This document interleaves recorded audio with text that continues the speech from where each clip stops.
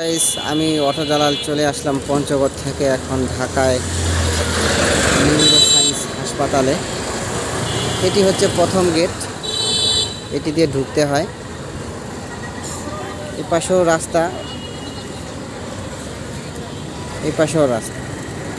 তবে আমি আবার দেশি ভাষায় কথা বলবো, যেটা আমার আঞ্চলিক পঞ্চগড়ের ভাষা। আমি এখন চলে আসলাম ঢাকা নিউরো সায়েন্স হাসপাতালে। এটা হইতাছে প্রথম গেট। প্রথম গেটে আইসা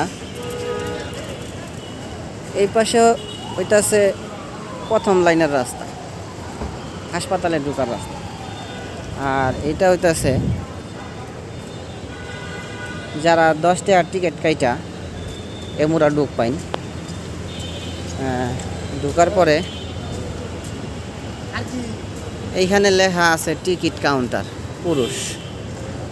তাই আমরা এখানে আইসা টিকিট কাটবো। টিকিট কাইটা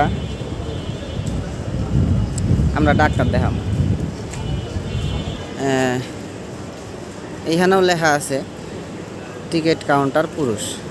তা আমরা এখান থেকে টিকিট কাইটা আমরা সরাসরি এই পাশ দিয়ে চলে যাব। এই পাশ দিয়ে চলে যায় হাতের বাম পাশে যে অ্যাম্বুলেন্সগুলো দাঁড়ায় আছে, এই পাশ দিয়ে ঢুইকা হাসপাতালের প্রথম গেটে ঢুকবে। এই যে ঢুকতেছি দেখতেছেন, বাইরে থেকে যারা রুগী আসতেছে এরা এই পাশ দিয়ে ঢুকে এই পাশ দিয়ে আসতেছে। তা আমরা যারা যেই জেলা থেকে আসি এই পাশ থেকে আইসা